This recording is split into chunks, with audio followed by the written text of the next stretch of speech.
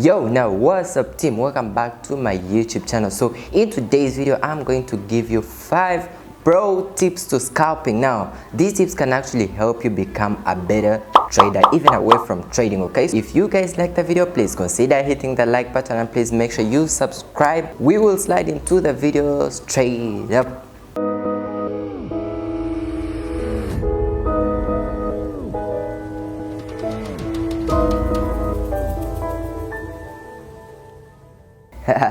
Here we go again.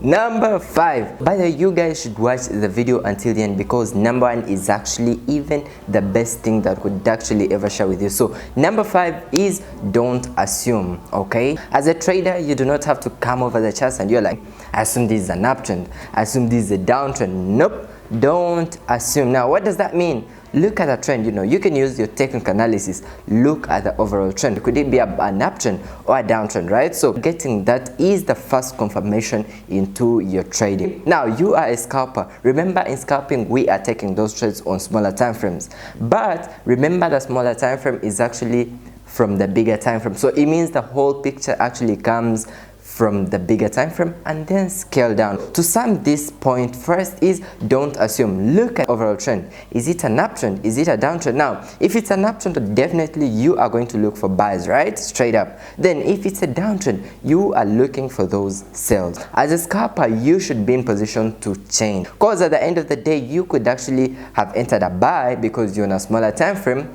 yet it was actually a pullback, or maybe the overall trend is for a sell. So that means you actually being able to follow up the trend doesn't mean you shouldn't track your charts every time and again. Remember, you're scalping. Now scalping, you're trading on smaller time frames. Remember, the smaller the time frames, you will actually need to keep on your charts, because if you're trading on M5 or M1, you will possibly have to keep tracking your charts, see the progress. Now the fourth thing that I want to share with you guys is getting the overall trend. So that one is basically almost related to our fifth point. Okay, getting the overall trend is really so important, whether you're actually a day trader, a scalper, or even a swing trader. In any case, no profitable trader is actually going to go against the overall trend. How do you do that? I've said this multiple times in many videos. You can actually check out many of the videos on the channel, but my most important point on getting the overall trend is you can use an indicator. Just one, the 200 exponential moving average. I get it on your charts. How is it going to help you? So on the 200 moving average, you are going to see if the markets are above the 200 moving average, that's an uptrend, straight up.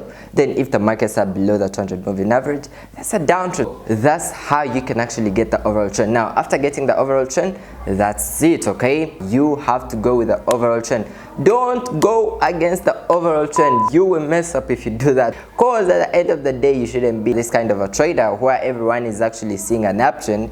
I hope you guys really get that. Follow the trend. Now the third point that I want to share with you guys is do not add many indicators. Now I know sometimes if it sounds so fun, to have a bunch of indicators. You have 4 moving average, you have the RSI, you have the all that kind of stuff on your charts, and it's too congested. Now do not add many indicators on your charts. Again, this applies for actually all the varieties of traders, whether you're a day trader, whether you're a scalper or a swing trader. Though in this video we are basically looking at the scalpers. Don't add a bunch of indicators. It sucks, bro.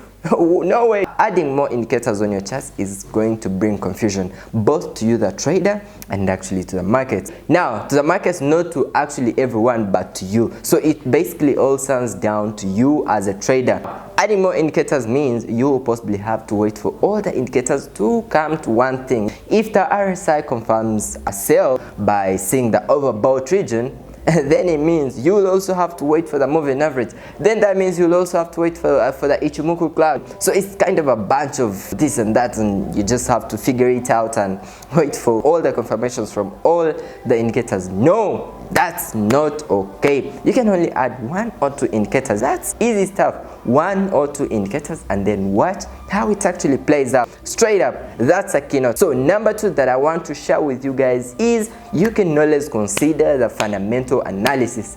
Now, trading on a smaller time frames, I know you guys have actually seen these spikes. Boom, it's a downtrend. Boom, it's a sell, you know, with one big candlestick. Now, those moves are actually caused by the news. I don't want you to be this kind of a trader who is actually holding your trades. You know, you are on a M5, M1, and then all of a sudden you see this big candlestick, boom, and you're like, yo, what's happening? Now, remember, some of those spikes are actually caused by the news, okay? So that's fundamental analysis. So what you can do is keep track of the news. Don't trade, you know, not considering the news, because at the end of the day, it really sucks to find out that you were stopped out just because you didn't get the news. So when we have news, you should actually not trade, or else you have a strategy for the news as a scalper, because you will actually be in a trade and we have NFP coming, and boom, you will see a big spike happening. You're blown, you know the vibe. So take action about the news events. That's some important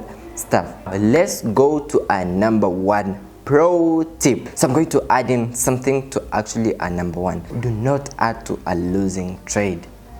Now that sounds so familiar, because you could have actually had that multiple times, but do not add to a losing trade. I said that, okay?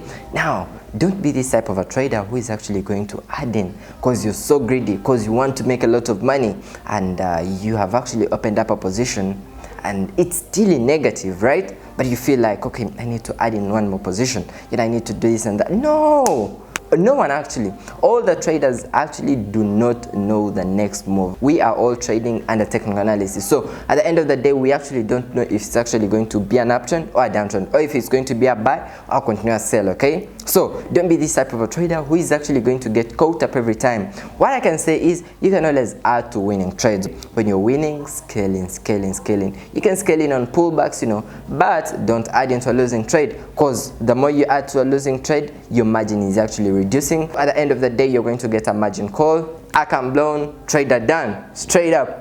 You quit. I'm actually not emphasizing that, but don't add to a losing trade. That's really so important, and don't fall for that, okay? That's what I had for you guys in today's video, and I hope you liked this video. You can join our main Telegram channel. The link is in the description below, and to trade with the same broker that I actually do, you can actually sign up. The link is in the description below. We have $1,000 giveaway, and you need to be part of this. So I'll see you guys out.